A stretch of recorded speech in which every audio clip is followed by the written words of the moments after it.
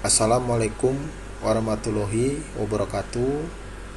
Kembali lagi bersama saya Reja Pramika. Kali ini saya akan menerangkan terkait konstruksi lingkungan perkotaan menurut Stephen Corwell, dikutip dari buku Sustainable Urban Development Volume 1, The Framework and Protocol for Environmental Assessment. Konstruksi lingkungan perkotaan terdiri dari arsitektur berkelanjutan, yaitu desain bangunannya lebih berkelanjutan, dan landscape perkotaan.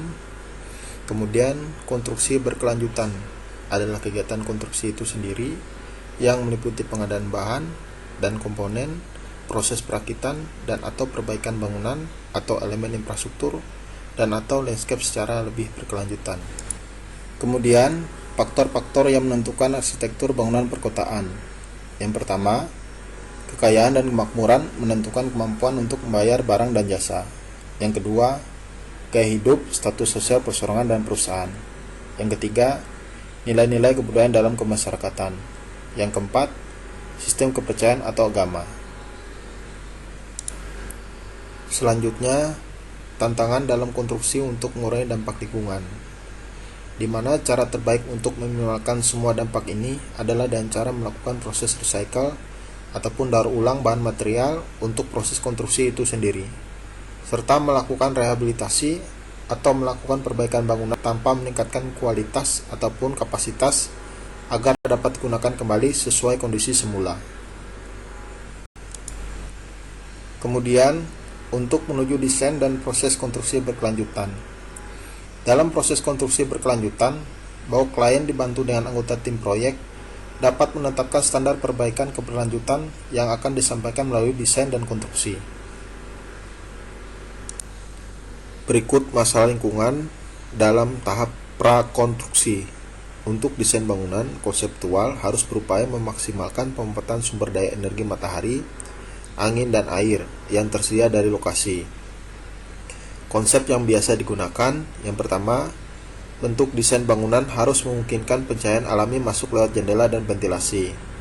Yang kedua, menggunakan teknik massa termal dalam struktur bangunan untuk mengatur suhu dalam ruangan. Yang ketiga, jendela dan ventilasi yang proporsional dan terorientasi dengan baik akan mengurangi risiko panas berlebih di musim panas. Masalah lingkungan dalam tahap konstruksi. Selama tahap konstruksi, maka kerusakan yang tidak perlu pada flora dan fauna dapat dihindari dengan: yang pertama, meminimalkan area yang diperlukan untuk pekerjaan sementara dan akomodasi. Yang kedua, desain dan teknologi konstruksi yang ringkas.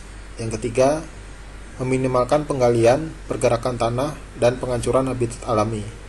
Yang keempat, pemulihan habitat yang terganggu oleh pekerjaan sementara.